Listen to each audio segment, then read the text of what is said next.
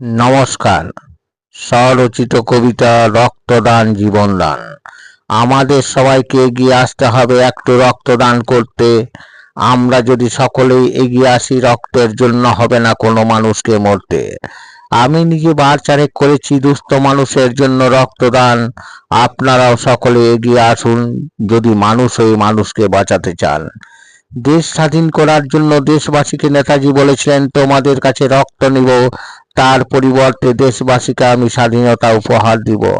আমি জানি না রক্তদান করা পাপের কাজ নাকি পুণ্য।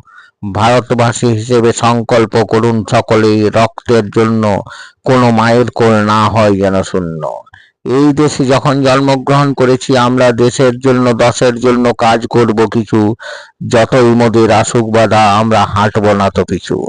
রক্তদান করে জীবন দান করতে করবেন না আপনারা ভয়, তাহলে আপনারা হয়তো কোনোদিনই পারবেন না করতে জীবনে কোনো বাধাকে জয়।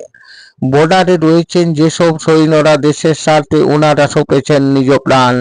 সকলের মঙ্গল কামনায় আমাদের স্বেচ্ছায় করতে হবে রক্তদান। নমস্কার।